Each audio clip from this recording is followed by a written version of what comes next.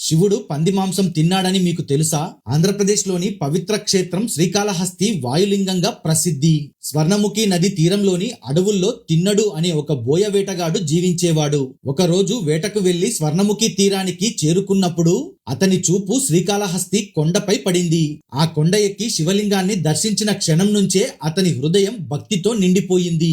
ఆచారాలు తెలియకపోయినా తనకు తెలిసిన ప్రేమతోనే శివుడిని పూజించాడు. నోటితో నీరు తెచ్చి అభిషేకం చేశాడు.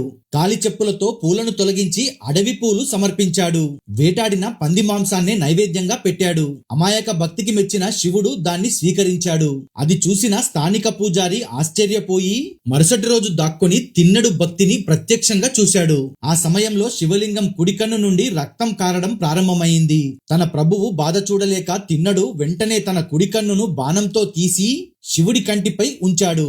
రక్తస్రావం ఆగిపోయింది. కొద్దిసేపటికే ఎడమ కన్ను నుంచి రక్తం కారడం మొదలైంది.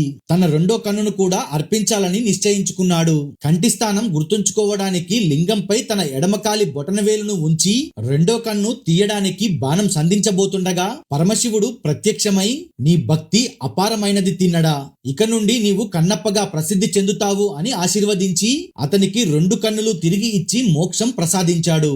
భక్తి అంటే ఆచారాలు కాదు, హృదయం. ఓం నమః శివాయ అని కమెంట్ చేయండి.